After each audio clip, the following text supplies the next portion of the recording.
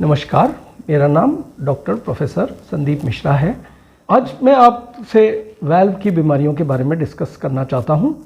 Heart जो होता है एक पंप होता है और पंप का काम है कि जो खून होता है, विशुद्ध खून है, उसको आगे की तरफ पुश करना।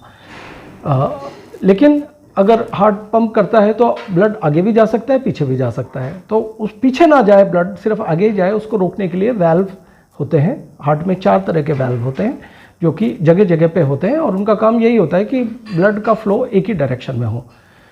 लेकिन अगर वाल्व में प्रॉब्लम होती है, 2 तरह की हो सकती हैं। या तो वाल्व सिकुड़ सकता है तो उसमें ब्लड आगे नहीं जाएगा, पीछे इकट्ठा होने लग जाएगा, या वाल्व लीक कर सकता है जिसमें कि आगे तो भी जाएगा लेकिन पीछे भी ब्लड चला जाएगा।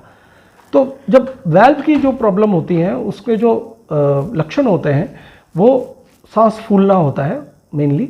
उसमें ये होता है कि शुरू में चलने पे सांस फूलता है और धीरे धीरे करके जो डिस्टेंस है चलने का वो कम होता चला जाता है और एक ऐसी स्थिति आ जाती है कि बैठे बैठे या लेटे लेटे भी सांस फूलने लगता है और अल्टीमेटली आदमी को बैठने में ज़्यादा आराम होता है लेटने के कंपैरिजन में, जब वो बहुत ज़्यादा स्टेज आगे बढ़ जाती है।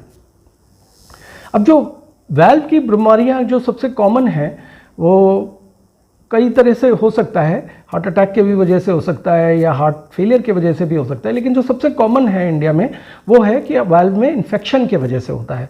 और इन्फेक्शन जो होता है वो बचपन में जब सोर थ्रोट होता है उसी का इन्फेक्शन निकल के वाल्व में, हार्ट के वाल्व में जा सकता है और वाल्व में ब्लॉकेज भी कर सकता है, नैरोइंग भी कर सकता है, सिकुड़ भी सकता है और लीकेज भी कर सकता है। तो इसका जो इन्फेक्शन से बचने का तरीका ये होता है कि जब भी अगर कोई गले खराब हो या सोर थ्रोट हो तो कुछ इंजेक्शन होते हैं वो लेने चाहिए।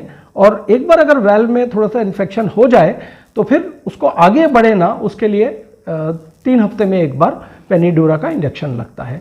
तो ये हो गया बचाव वाल्व के प्रॉब्लम्स का।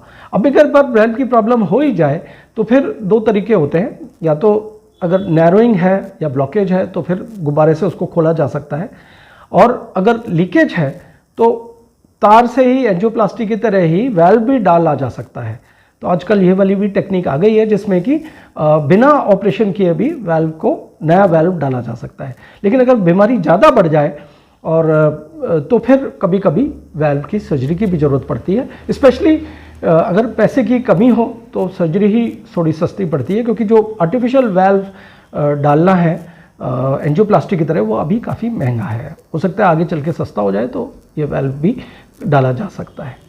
धन्यवाद।